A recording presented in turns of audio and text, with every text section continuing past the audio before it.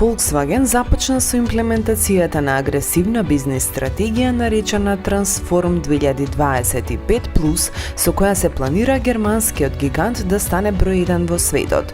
Компанијата потврди дека ќе се откаже од моделите кои се продаваат слабо, како и од оние кои не носат доволно профит, а тоа треба да донесе заштеди во износ од речиси 2,5 милиарди евра. Со овие средства ќе се финансира идната палета електрични модели на брендот. Се уште не е јасно кои модели ќе отпаднат од палетата, но драстичните мерки веќе се во сила.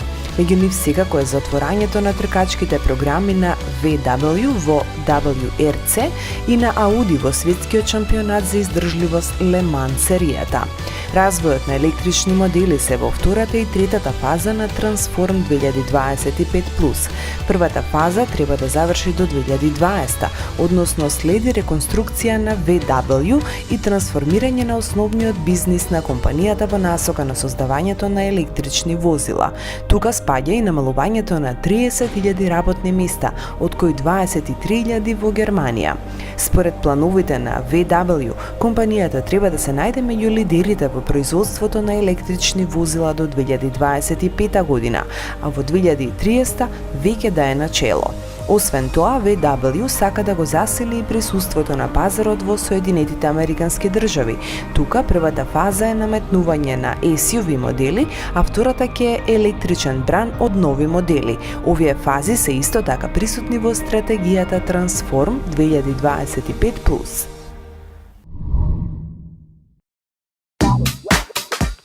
Властите во Франција ќе бараат повеќе информации од истрагите на нивото на штетните гасови кои се испуштаат од дизел моделите на Volkswagen и Renault, а потоа може и да ја забрани продажбата на некои од овие автомобили на домашниот пазар.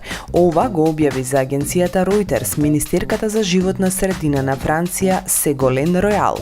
Таа додаде дека првите резултати од истрагата на софтверот создаден за испитување на работата на дизел моторите на Volkswagen и Renault ќе бидат готови во декември. Токму така започна и глобалниот скандал Dieselgate минатата година, кога во Америка стана јасно дека дизел моторите на VW се опремени со софтвер кој обезбедува ниски емисии кога тој се проверува, а потоа го враќа агрегатот кон нормалната активност и следува зголемување до 40 пати на штетните гасови исфрлени во атмосферата.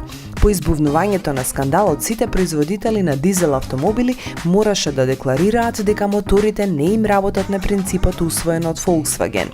Во исто време веќе е потврдено дека Renault, Opel и Fiat користат софтвер кој раководи со работата на моторите и кој обезбедува одделување на повеќе штетни гасови под одредени услови. Експертите не се согласуваат дали користењето на таков софтвер е легален во Европската Унија, но законите во Европа ја дозволуваат неговата употреба, ако овие програми се потребни за заштита на моторот.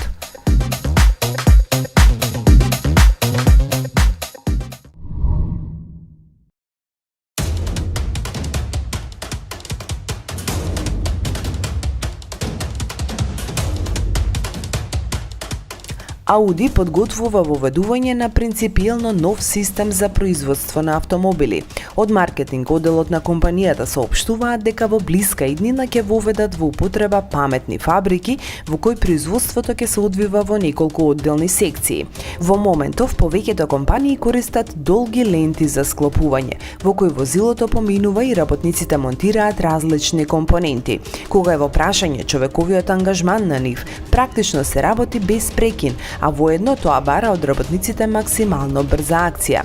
И при грешка на некој од нив се наметнува сопирање на лентата, а тоа придонесува на загуба на време, а со тоа и пари за компанијата. Новиот пристап на Audi се состои во следново. Составување на возилата ќе се одвива во одделни делови кои не се поврзани во една заедничка линија. Специјални транспортери самостојно ќе обезбедуваат транспорт на делови на автомобилите, а сето тоа ќе се одвива според зададен распоред. Така, на работниците нема да им се наметнува да брзаат премногу. Во компанијата се на мислење дека паметните фабрики ќе решат неколку проблеми одеднаш. Например, во едно предпријатие ќе може да се составуваат големо количество автомобили без да има разлика каква е нивната конструкција. Така, истовремено ќе може да се произведуваат како електрични, така и теренци и кросовери, или само еден модел во различни модификации. Употребата на одделни делови ќе овозможи намалување на бројот на работниците, кои сега се користат во производството за транспорт. Во исто време, брзината на составување на автомобилите ќе се зголеми. Очекувањата на Ауди се новата шема да почне да се искористува за околу 10 години.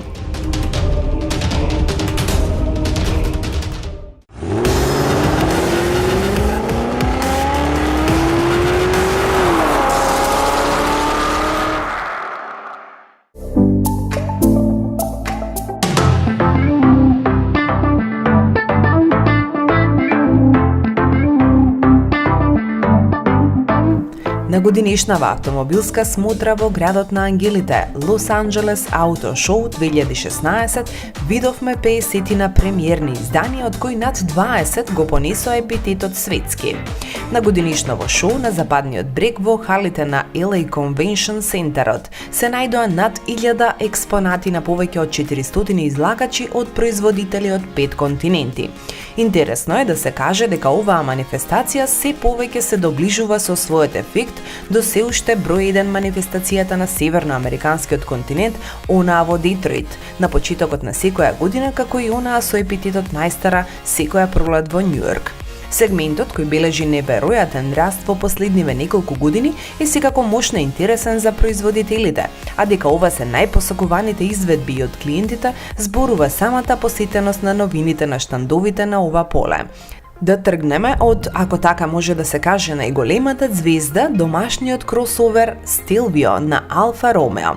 Во Stelvio ќе се вградува моторната гама на седанот Giulia. Не е исклучено во подоснежната фаза да се појави и набилдана модификација на Stelvio, опремена со 2,9 литарски турбомотор со моќност од 510 коњи од Giulia Quadrifoglio Verde. Евентуалниот спортист со зголемена проодност ќе се бори за клиенти и со верзиите на Jaguar F-Pace како и Porsche Macan. Друга новина од американската почва на оваа тема е новата генерација на Equinox на Chevrolet, која има официјално деби во Лос Анджелес. Врз основа на платформата Delta GM, новиот Chevrolet Equinox тежи околу 400 фунти или околу 180 килограми помалку од својот претходник, со што штеди гориво и е подинамичен на патот. Chevrolet ќе понуди овде 2 турбобензински мотори и 1 дизел.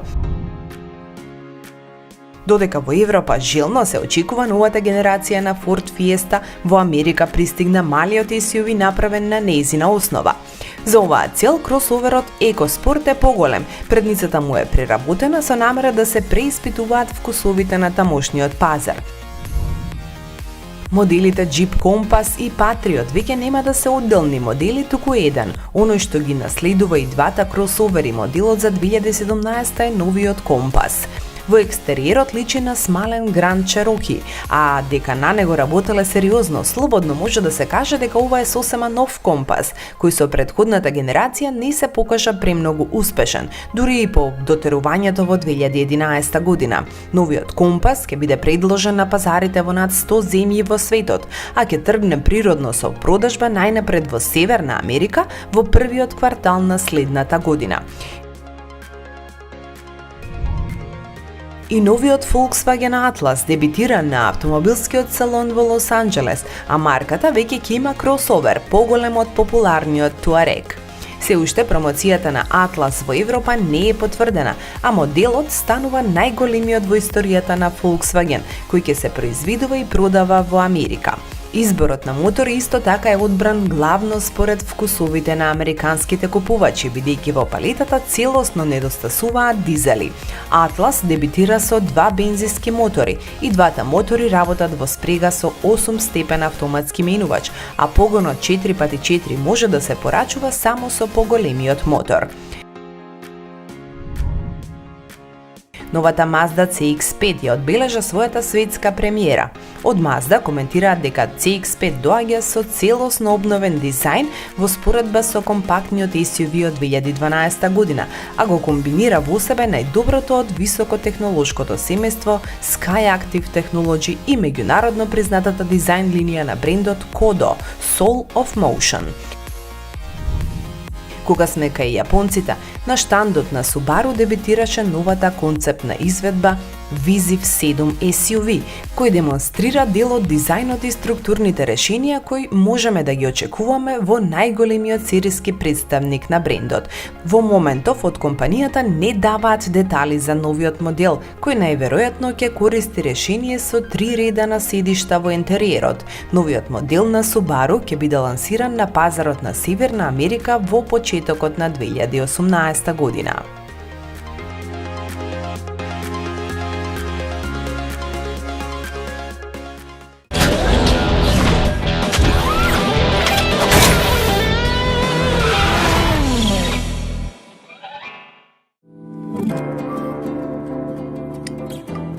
Целосно новиот и уникатен за гамата на Jaguar моделот F-Pace е избран за победник на конкурсот Светски женски автомобил на годината.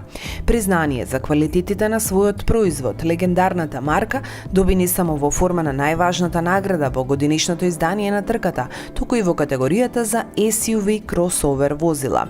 Во останатите категории победници се Honda Civic семеен, Honda Jazz буџетски, Ford Mustang спортски, Volvo S90 луксузен, Toyota Prius Eco и McLaren 570S автомобилот со ништата.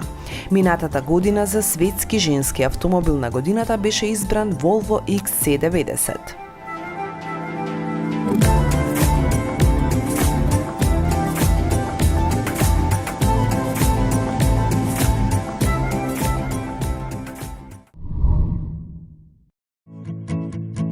Во последно време е мода се повеќе производители на автомобили да создаваат свои подмарки. Не заостануваат од оваа светска тенденција и кинезите, па Great Wall објави почеток на работата на нова луксузна марка Wei, која има двојно значење и потекло. Името на древното кинеско царство Wei, 445 до 225 пред нашата ера, и името на сопственикот и креаторот на компанијата.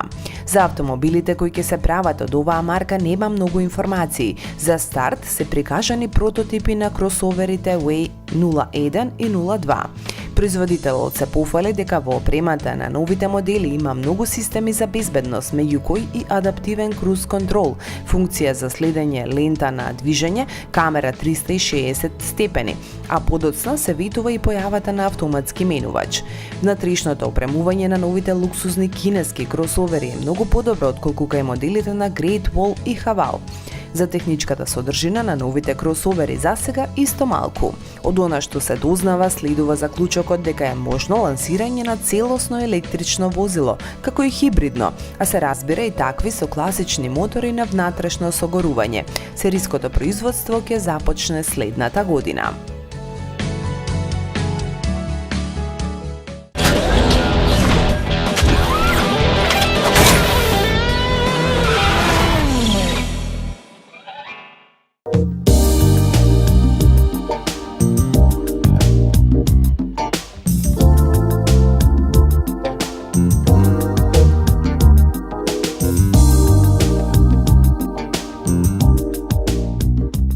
BMW прераснува во компанијата, чие име во буквална смисла полека се поврзува со слоганот емоции при возење.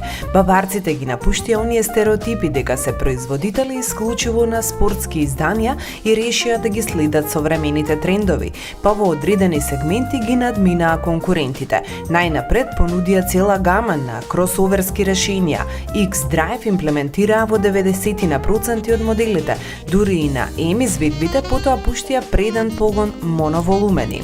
Во BMW велат дека нивните клиенти едноставно сакаат да се движат, па нивните модели се со идеална опција за денешницата, но и со визија кон иднината, еколошки, економски и со стил.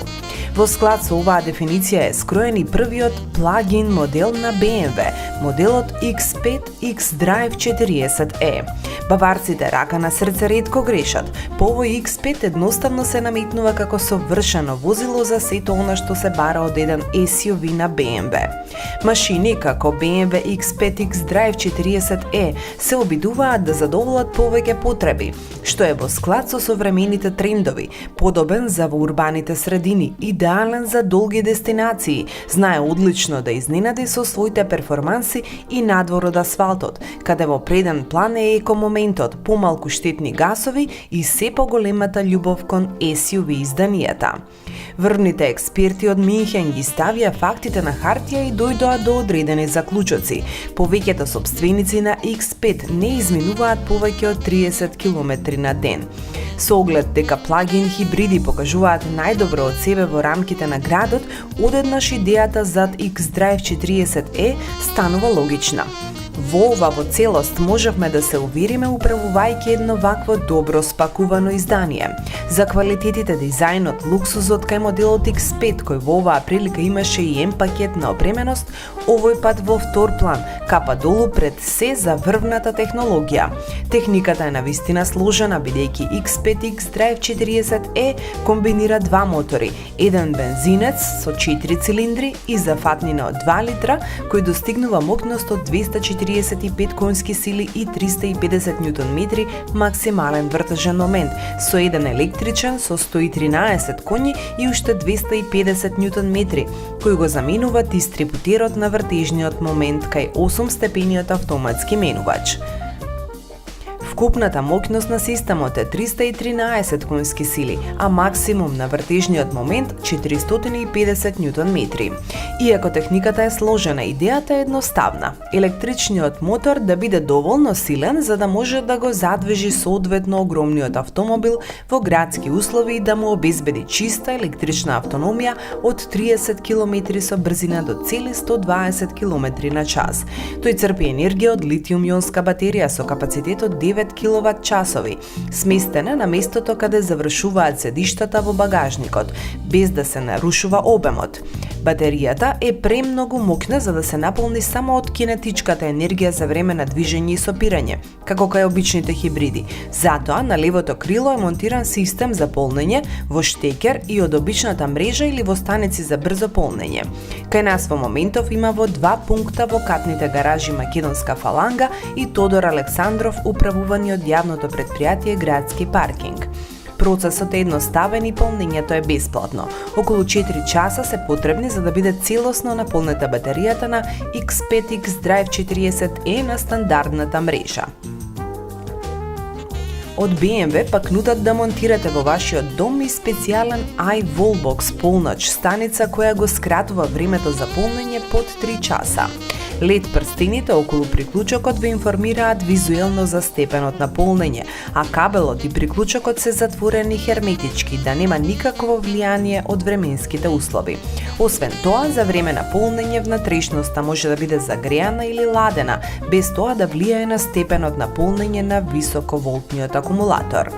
Според некои европски стандарди, за добра автономија се прифаќа растојание помеѓу 50 и 60 км дневно.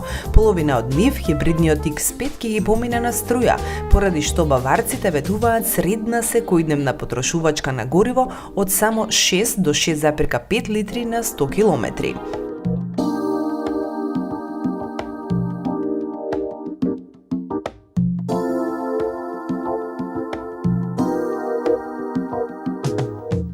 Кај нас сепак луѓето возат помалку. Колку се оние на кои работното место е подалеку од 15 км од дома. Односно, во идеални услови автомобилот може да биде и еден чист електромобил, без да потроши и капка гориво. А во ваков режим од BMW посочуваат просечна потрошувачка од 3,3 до 3,4 литри на 100 километри. При долги патувања, кога погонот паѓа главно на плеките на бензинскиот мотор, споменатата од производителот потрошувачка е 10,5 до 11 литри, а на тестот, при кој батеријата беше наполнета само во почетокот, патниот компјутер забележа потрошувачка од 11,7 литри и 10,3 киловат часови струја. На помош на возачот има 3 режима на хибридниот систем – Auto, Max и Safe. Првиот е стандарден, кој само одлучува кога да се користи струја и кога бензин. При полна батерија секогаш ја нагласува километражата на струја. Овде има и една итрина. Ако ја поставите дестинацијата во навигацијата, таа пресметува кога ќе е најефективно хибридниот систем да преминува на струја за минимален трошок. Max обезбедува целосно електрично движење, кај него бензинскиот мотор се вклучува само при искачување на стрмнини и нагорнини, ако возите над 120 км на час. Режимот Safe пак чува енергија на батеријата за некое подоцнежно време. Например, ако возите по автопат, користи само бензински мотор и ја чува струјата, која ќе ви е повеќе корисна кога повторно ќе влезете во град. На крајот, секако да споменеме дека изведбата нуди динамика и удобност, целосно во склад со стандардните модели, ако не и подобри. Забрзувањето до 100 км на час се случува за 6,8 секунди, а максималната брзина е 210 км на час. Може би единствено во електричен режим автомобилот подскокнува малку поостро при забрзувањата, отколку што очекувате, а ова се должи на фактот дека сите 250 Нм на електромоторот се достапни во моментот кога ќе ја допрете педалата од 0 вртежи. Однесувањето на патот е извонредно поради воздушната суспензија, што ја неутрализира преголемата тежина, како во однос на возење, така и во управувањето. Батериите ја зголемија масата на X5 за 200 кг до сериозни 2305, но бидејќи се монтирани ниско во задниот дел на кабината, го балансираат одлично возилото и го прават уште постабилно. Така тежината на никаков начин нема да бе пречи во свиоците и X5 X-Drive 40e лепи и лежи како вистинско BMW. За да сте во тренд Cool Fryer, одберете ја ова опција за која на вистина треба добро да се одврзе кесето, околу 100.000 евра.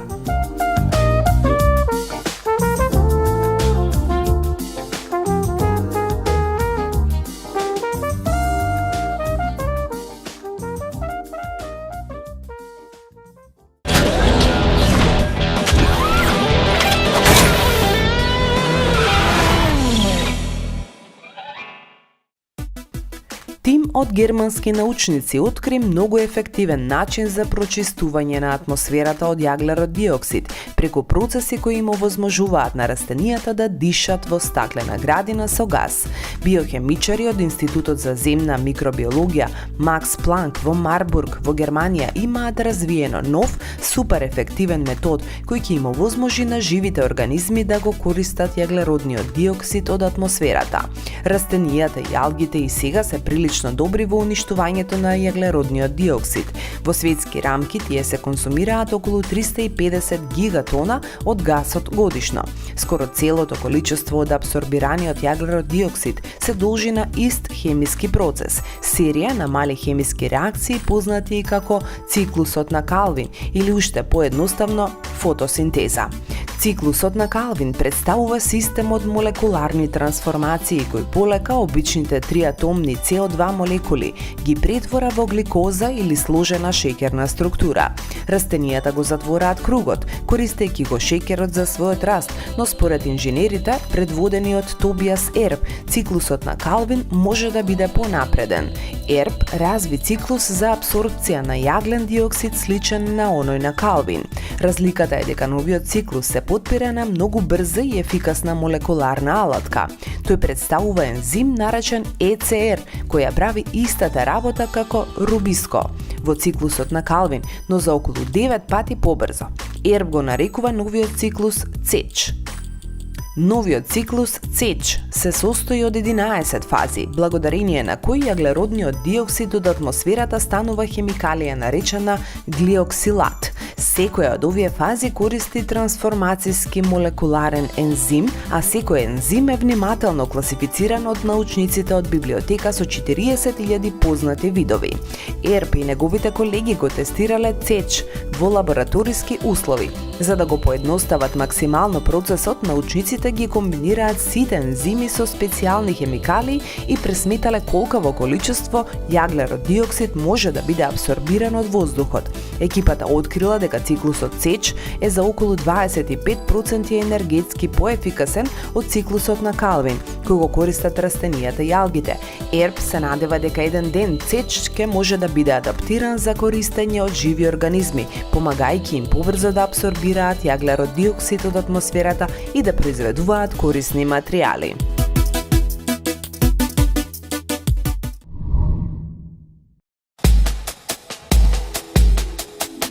Форд објави дека во текот на следната година компанијата ќе пушти во употреба целосно нов тест комплекс Weather Factory.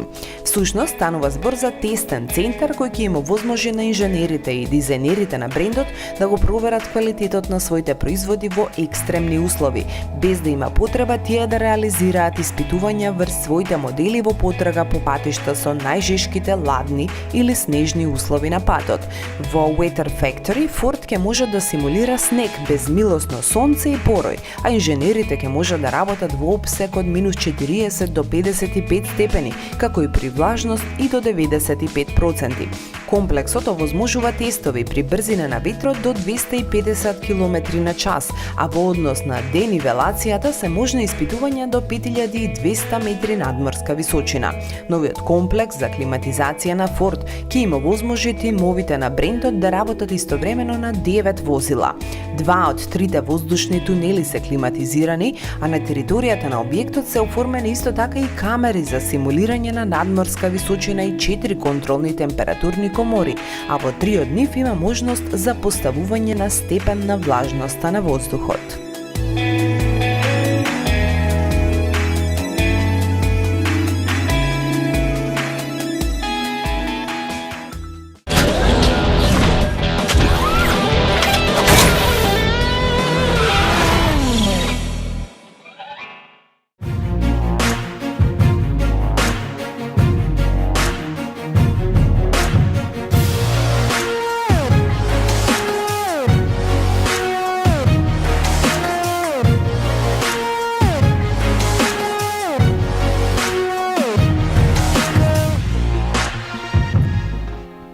Европскиот крем во Лос Анџелес го предводеше третиот поред модел на Мерцедес со ознаката Maybach. Направен е на основа на кабриолет верзијата на S-класата, која веќе е еден од најлуксузните автомобили на пазарот. Зад ознаката 650 се крие V12 зверка од AMG. Ексклузивноста е загарантирана со лимитираното производство од 300 нумерирани примероци. Од нив германците ќе заработат 90 милиони евра, бидејќи секој ќе чини по 300.000 евра. Ауди представува два топ модели со отворен покрив за идната година. Тоа се A5 и S5, кои можат од купе да се претворат во кабриолет за само 15 секунди. Време за кое се отвора-затвора платнениот покрив. Кога сме кај концернот, американската поделба на Volkswagen има премиера на нова концептна верзија на Passat, за која од компанијата коментираат дека демонстрира едно евентуално идно заселување во модификацираната палета на брендот. Passat GT концепт е разработен од северноамериканското дизајнерско студио на Volkswagen и комбинира стандардни со нестандардни решенија за моделот во однос на погонскиот агрегат. Porsche ја покажа официјалната верзија на RSR на моделот 911. Најголемото изненадување за јавноста е концепција за погон избран од страна на компанијата. Машината е со централно поставен мотор, што сигурно ќе им се допадне многу на фановите на спортскиот гигант. Lamborghini ја представи новата верзија со погон само на задните тркала на Huracan Spider. Новата верзија со заден погон на Lamborghini Huracan Spider се одликува и со нов дизајн на предниот и задниот дел, кој му дава на автомобилот поагресивен стайлинг во споредба со неговата 4x4 опција.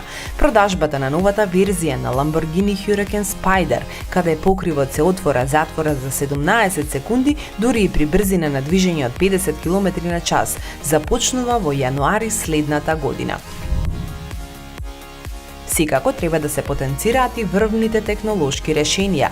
Jaguar сега го представува I-Pace, концептот со пренос на сите 4 тркала, а тоа е постигнато со помош на електрични мотори во секој од нив, чија вкупна моќност изнесува 400 конски сили, а вртежниот момент достигнува 700 Нм. Од Jaguar тврдат дека завршената верзија на електричниот I-Pace ќе биде представена следната година. Кога сме кај електромобилите, треба да ја споменеме електричната верзија на обновениот Volkswagen Golf, која е опремена со нова литиум-ионска батерија со капацитет од 35,8 киловат-часови, во однос на 24,2 киловат-часови кај претходната верзија, односно автономија од 200 километри. Nissan ја представи првата во историјата верзија Nismo врз моделот Sentra за време на меѓународниот салон во Лос Анџелес.